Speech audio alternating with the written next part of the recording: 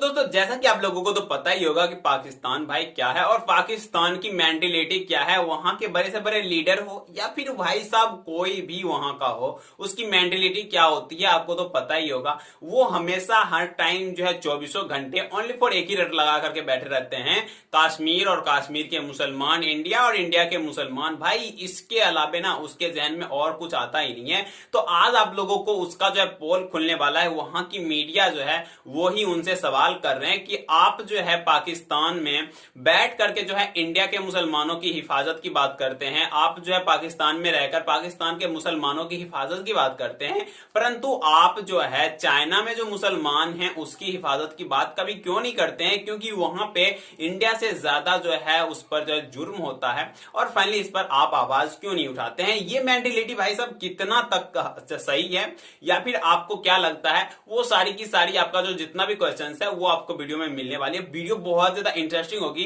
Finally आप लोगों से एक रिक्वेस्ट है, क्योंकि आप लोग तो वीडियो को वॉच कर लेते हो बट यहां पर जो है आप लोग वीडियो को सब्सक्राइब नहीं करते हो। इसके लिए मैंने जो है यहाँ पे गिव अवे रखा है जिसमें आप लोगों को सरप्राइज यहाँ पर गिफ्ट मिलने वाला है। और रही बात कॉन्टैक्ट करने की, तो मैं आप लोगों के जीमेल से जो है कॉन्टैक्ट कर लूंगा, क्योंकि यहाँ पर आप लोग जो कमेंट करने वाले हो तो वहां से जीमेल मैं यहाँ ले लूंगा और फाइनली वहां से मैं आप लोगों को जीमेल से कांटेक्ट करूंगा। और यहां पर गिव अवे में जो है पार्टिसिपेट करने का रूल सिंपल सा है, आपको जो है चैनल को सब्सक्राइब करना है, बेल के घंटे के पर जो है ऑल पे प्रेस करना है, उसके अलावा आप लोगों को वीडियो में कमेंट करना है कुछ अच्छा सा यूनिक सा, और फाइनली वीडियो को लाइक कर देना है। और आप जो है इस गिव अवे में जो है पार्टिसिपेट कर चुके होंगे और फाइनली जब इसका रैंडम मैं जो है कमेंट पिकर के थ्रू कमेंट यहाँ पे पिक करूंगा तो फाइनली उसको जो है एक सरप्राइज गिफ्ट मिलने वाला है, जो कि आप लोगों को संडे जो है संडे के दिन आप लोगों को देखने के लिए मिल जाएगा। और पाकिस्तान के खिलाफ जो भी आप लोगों का क्वेश्चन हो वो फाइनली हमें कमेंट बॉक्स में जरूर बताएं, ताकि मैं आप लोगों को सुपर संडे कमेंट बॉक्स के थ्रू आप लोगों के कमेंट का आंसर भी दे सकूं। तो दोस्तों अब शुरू करते हैं वीडियो को और इंटरेस्टिंग वीडियो का मजा लेते हैं। ताहिर साहब, इमरान खान के लिए और पाकिस्तान के लिए कश्मीर का कॉज डिफेंड करना मुश्किल नहीं हो जाता जब हम चीन में मुसलमानों के लिए खामोशी रखें और इंडिया के जो मुसलमान हैं उनके लिए आवाज बुलंद करें? तो ये जरा इस पे बात करें कितना ये, और फिर वेस्टर्न मीडिया तो और क्रिटिसाइज करता है, वो आके सवाल ही ये पूछता है कि आप बताएं ये चीनी उगर्स का मसला क्या है, तो इमरान खान कहते हैं मुझे पता ही नहीं है कि ये मसला क्या है, मैं इसको चेक करूंगा। तो पाकिस्तान के पास क्या ऑप्शन है कि हम इस मसले को, अगर हमने कश्मीर के मसले को जिंदा रखना है तो क्या चीन से बात करनी पड़ेगी, या कि इसी तरह क्योंकि चीन से कारोबार है, पैसे आते हैं, तो सीपैक है, गवादर है, तो खामोशी इख्तियार करनी पड़ेगी? ये तो फिर डबल स्टैंडर्ड हो गए। बिल्कुल, हमारी हर गवर्नमेंट ने इस पे खामोशी इख्तियार की है। खान साहब को हर वेस्टर्न जर्नलिस्ट जो भी गया पाकिस्तान में, उसने इंटरव्यू में पूछा है कि वीगर मुसलमानों के लिए आप क्या कर रहे हैं, तो खान साहब का जवाब यही था, हमने बात की है बंद कमरों में बैठ के। कोई उसका जवाब नहीं दे सके, ना खान साहब दे सके, ना कोई बंदा दे सके, और पिछले से दूर जो प्राइम मिनिस्टर वो भी नहीं दे सके। आपको बैलेंस करना पड़ेगा, आपको बताना पड़ेगा कि आपको कश्मीर के मुसलमानों का दर्द है, लेकिन आपको चाइना के मुसलमानों का कोई दर्द नहीं। ये तो आपको बताना पड़ेगा, लेकिन आप नहीं बता सके, कासर हैं आप। ये उसमें चीमा साहब सिर्फ इसी का कासर नहीं। आप मुझे ये बताएं, आप इस वक्त आपको पता है कि आप चाइनीज कैंप में है या अमेरिकन कैंप में है या किसके कैंप में है? आपके पास कैंप है भी या नहीं है? आपके पास तो कुछ भी नहीं है इस वक्त मेरा पास। आपको पता ही नहीं है कि अफगानिस्तान में सर्दियां भी आनी थी। आपको पता ही नहीं था कि वहां पे हालात 20 ग्रुप है। आज मुझे यह बताएं, मुल्ला गनी बरादर किधर है आज? कोई पता ही नहीं। तालिबान के 18-20 ग्रुप थे, वो एक दूसरे के साथ, पहले मैंने बताया था कि देखिए आपका प्लान यही था, आपके 3 बंदे, प्राइम मिनिस्टर साहब, कुरैशी साहब और मोहित यूसुफ साहब, बार बार लोगों को 2 बातें कहते रहे कि डॉलरों की बारिश करो जी, पैसे दो पैसे दो, और दूसरा कहते रहे कि अफगानिस्तान को रिकॉग्नाइज करो। मुसलसल कहते, आपके पीआईए को उन्होंने बंद कर दिया। और वहां पे मैं ये बार बार कहता रहा हूं कि अगर अमेरिका या यूरोपियन यूनियन दूसरे सारे पैसे देंगे, उनके साथ टर्म्स होंगी। अगर टर्म्स में पैसे लेंगे तो तालिबान के अंदर इंतशार शुरू हो जाएगा, फिर उनके ऊपर लेबल लगेगा कि ये अमेरिकन एजेंट है। तो ये फार्मूला तो चलना ही नहीं था। आपको इस बात का अदराक नहीं था पहले? आपको ये नहीं पता था कि उन्हें भूख लगनी है? आपको नहीं पता था उन्हें इंफ्रास्ट्रक्चर चाहिए? आपको ये नहीं पता था कि काबुल में टेम्परेचर माइनस हो जाता है सर्दियों में? तो ये सारी चीजें मैं जिस तरह चीमा साहब कहता हूं कि आपने पहाड़ पे चढ़ने की बड़ी जल्दी थी, आपने जश्न भी बड़े मनाए, लेकिन नीचे उतरने का तरीका नहीं पता आपको। अब आप दुनिया को कह रहे हैं कि नीचे उतारें, और दूसरी बात यह है, अफगानिस्तान की बात छोड़े, आपको अपना नहीं पता। आपको अपने हालात ये हैं कि इस वक्त आपके लोग पैसे लेके भाग रहे हैं। आपकी जितनी क्यादत है इस वक्त, वो अपनी पुरानी पार्टियों से माफिया मांग रही है, नून लीग से और पीपल्स पार्टी से। और जिस तरह मैंने आपको कहा है कि साफी साहब ने इतना बड़ा चैलेंज किया है कि इस वक्त कैबिनेट में 5 लोग भी खान साहब के साथ नहीं है। या तो उसके चैलेंज का जवाब दें आप। आपके जुगती जितने मिनिस्टर हैं, उन्होंने ना साफी साहब को जवाब दिया है और ना उन्होंने अमित शाह की थ्रेट का जवाब दिया किसी ने, क्योंकि वो सिर्फ ये बताने में मसरूफ है कि फलां मिनिस्टर GHQ चला गया, फलां मिनिस्टर समरी ले आया, फलां मिनिस्टर ये है, 3 दिन में फैसला हो जाएगा, हफ्ते बाद फैसला हो जाएगा, दिसंबर में चांद ग्रहण होना है तो ये फैसला हो जाएगा। मेरा बोल तो वो तो इन चीजों में बिजी सारे। और मुल्क के हालात आप देख रहे हैं, क्वाड जो नया बन रहा है, जो मेरा इस वक्त जो डॉक्टर जयशंकर है इन इजराइल, और वो वहां पे बैठ के क्या कर रहे होंगे, आप मुझे ये बताएं। छोटी सी बात, मेरा क्वेश्चन मारा आपसे चीमा साहब, आप उस मीटिंग में बैठे हो तो आपका क्या ख्याल है, जयशंकर और आप जो दूसरे 3 बंदे दूसरे हैं, वो आपके पाकिस्तान का जिक्र करके क्या बातें कर रहे होंगे? ये हर पाकिस्तानी एस्टिमेट कर सकता है, वो हंसी रहे होंगे, मजाक उड़ा रहे होंगे कि ये पाकिस्तान के इंटरनल हालात है अंडर गिवन सर्कमस्टांसेस। मैं ये नहीं कह रहा कि बहुत ही बुरी बात है, लेकिन अंडर गिवन सर्कमस्टांसेस आपको स्टेबिलिटी चाहिए थी, आपको अपोजिशन के साथ बात करनी चाहिए थी, अपोजिशन को भी एक पेज होना चाहिए था, एस्टेब्लिशमेंट को भी एक पेज होना चाहिए था जिन हालात से आप गुजर रहे हैं। लेकिन इस वक्त आप हर एक अलग है, सिवाय एक चीज पे ध्यान है आपका, करप्शन।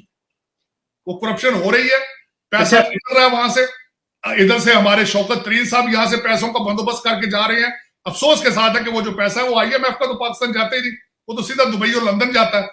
क्योंकि पाकिस्तान में देखे, मैं बल्कि उसी शौकत तरीन साहब के हवाले से बात करना चाह रहा था, IMF ने 4 चीजें उनके सामने रखी हैं। उन्होंने कहा पेट्रोल और बिजली के पैसे बढ़ाओ, उन्होंने कहा अपने टैक्स, जो लोगों की इनकम ज्यादा है उनका टैक्स बढ़ाओ, इनकम टैक्स रिकवरी बढ़ाओ, लग्जरी गुड्स पे टैक्स बढ़ाओ।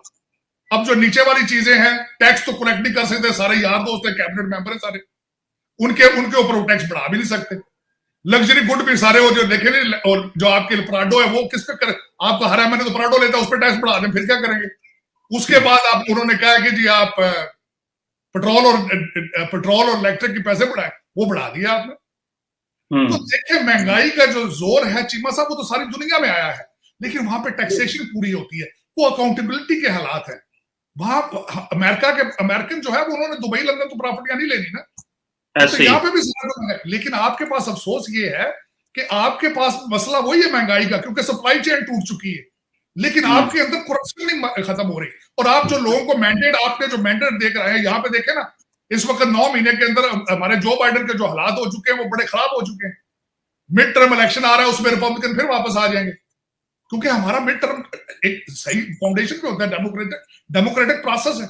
आपको पता ही नहीं है कि मैंडेट क्या चीज होती है और उसको डिलीवर किस तरह करना है। अकाउंटेबिलिटी और रिफॉर्म, इस वक्त अगर मुझसे पूछे, मेरी पॉलिटिकल साइंस के हवाले से इस वक्त जो एडमिनिस्ट्रेशन है, उनके मैंडेट के 2 मेजर चीजें थी, अकाउंटेबिलिटी और रिफॉर्म। ना आप रिफॉर्म कर सके हैं क्योंकि आपने लेजिस्लेशन भी नहीं की है, आप सिर्फ ऑर्डिनेंस पे गवर्नमेंट चला रहे हैं। अकाउंटेबिलिटी, आप एक भी पैसा वापस नहीं ला सके, बल्कि आपने सब लोगों को NRO दे के बाहर निकाल दिया। नवाज शरीफ आपके साथ डील के जरिए गए थे, आसफ जरदारी साहब आपकी डील का हिस्सा है, शुगर माफिया आपकी डील का हिस्सा है, रिंग रोड आपका NRO है, हर चीज आपके वही लोग हैं टेबल पर बैठे हैं आपके साथ। लेकिन हाँ सब जज्बात में आके हजरत उमर की बात कर देते हैं, वो भी मैं समझता हूं कि ज्यादती है, वो भी ये आप या तो इस्लाम पे अमल करें या उसकी मिसाल देना छोड़ दें।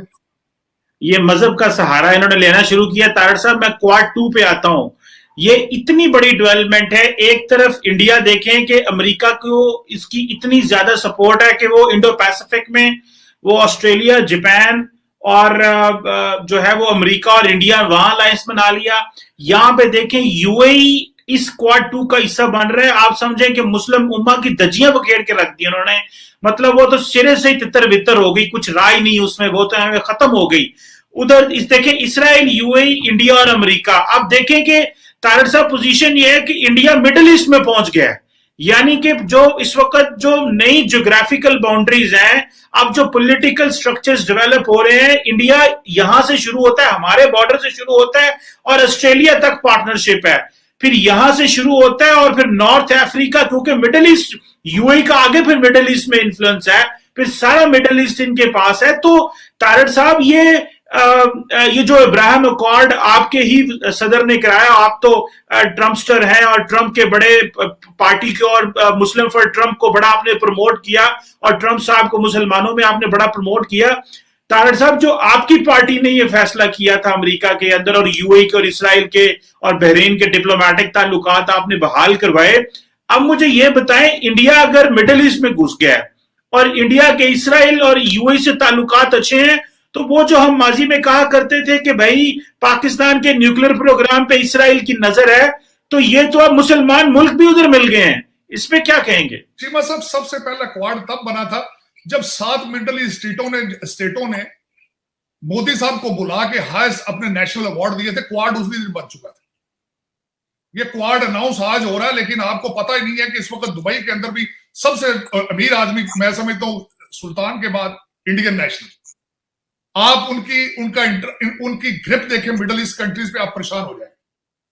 आप ये देखें कि अब मंदिर बन चुके हैं, गुरुद्वारे बन चुके हैं मिडल ईस्ट अब शहर के अंदर। तो ये आपको दरअसल मैंने कई चीजें बताई हैं। हमें नेशनलिज्म की बड़ी सख्त जरूरत है। हमारे अंदर एक इस वक्त जो सबसे बड़ा थ्रेट बन चुकी है हमारी अपनी बका को, वो करप्ट कल्चर है, जिसको हमने एक्सेप्ट करके कल्चर का हिस्सा बना लिया अपना।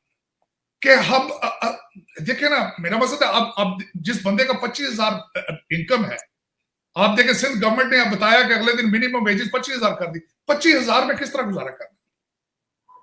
क्योंकि गवर्नमेंट को भी पता है कि लोगों ने रिश्वत करनी है, करप्शन होनी है। आप एक्सेप्ट कर चुके हैं, या तो इसको लीगलाइज कर लें। फिर मैं अफसोस के साथ ये कहता हूं कि शौकत तरीन साहब आए यहाँ पे, उन्होंने इंटरनेशनल पीस ऑर्गेनाइजेशन में बैठ के कहा है कि हम बॉटम अप की पॉलिसी पे काम करना चाहेंगे। भाई कहां किया आपने? 3 साल तो किया नहीं। बॉटम अप से मुराद है कि नीचे गरीब को अपलिफ्ट किया जाएगा, कहां किया आपने? आपके पास पैसे ही नहीं है देने, आपके पास अब तो तनख्वाह देने के जैगलेटिक टास्क आप दे रहे हैं, उस वजह को अगर दूर कर दें, ठीक है। वॉशिंगटन डीसी में चीख के मर गया हूं कि इस वक्त अमेरिका, उनके अमेरिका के आईज और ईयर्स जो हैं वो इंडियन है। और ये जिस तरह आपने नए क्वाड की बात की है, ये भी उसी का रिजल्ट सामने नजर आ रहा है।